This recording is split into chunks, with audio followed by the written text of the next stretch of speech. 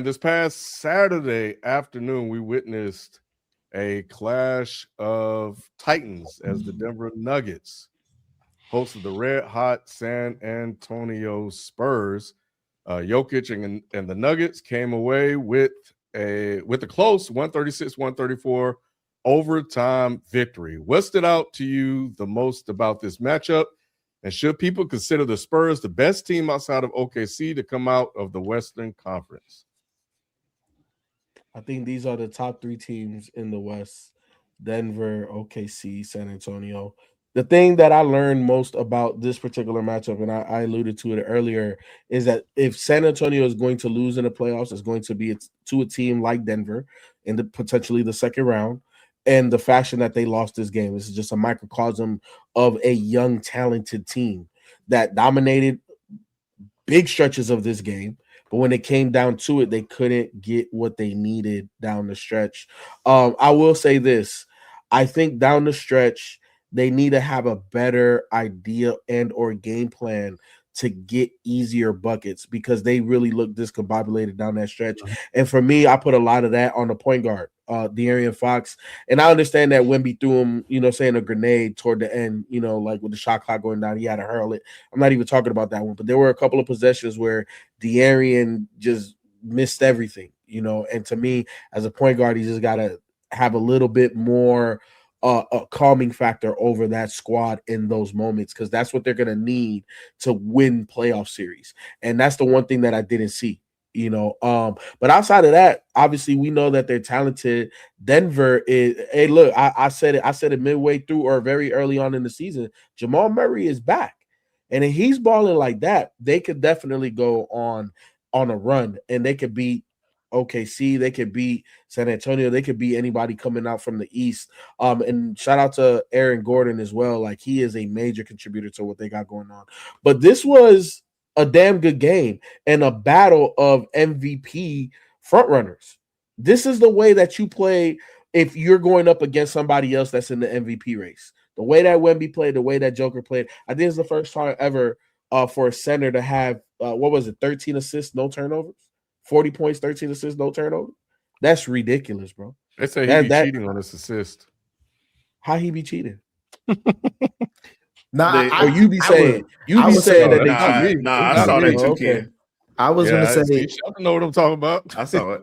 I was going to say that to me, this is just, I feel like we all, not we as us, but I feel like people always are looking to the future a little bit too early when we got stuff in the present, meaning that people want to crown the Spurs and OKC as like these two dynasties in the West when you still got Denver.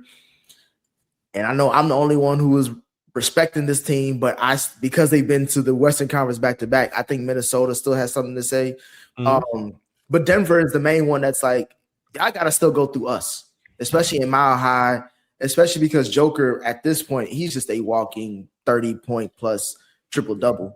And if Jamal Murray can live up to his all-star billing and stay healthy for a full postseason, I think Denver can beat both OKC and the San Antonio in 7 games, though. I think both series would go 7, and it'll be more about the nutrition of Denver. But I think this win for the Nuggets was more about, like, we can easily get out – not easily, but we can get out the West. I think, if anything, I would put money that they would get out the West this year. I mean, for me, it was a regular season game.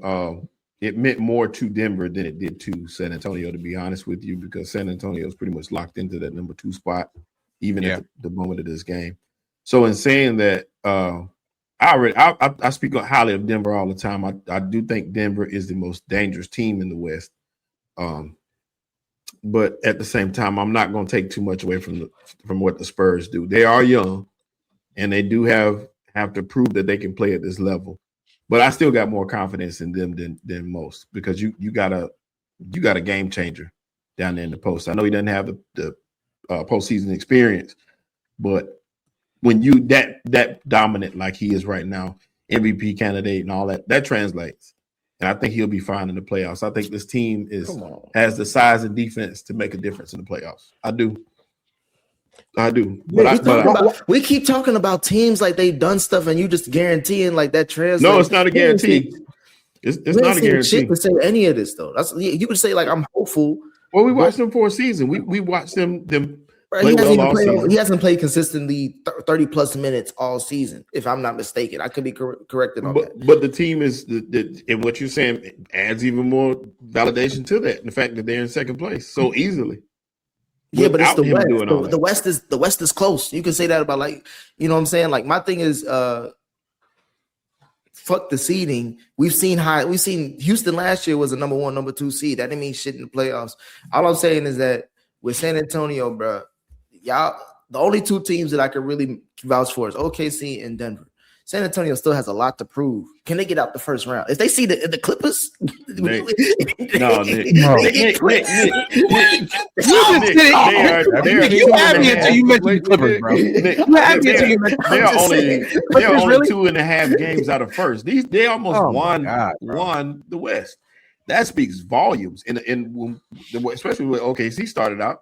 Everybody thought OKC's going to walk away, including me. Again, two things can be true. I can be very impressed and proud of the Spurs from going from shitball, not making the playoffs, to where they are now.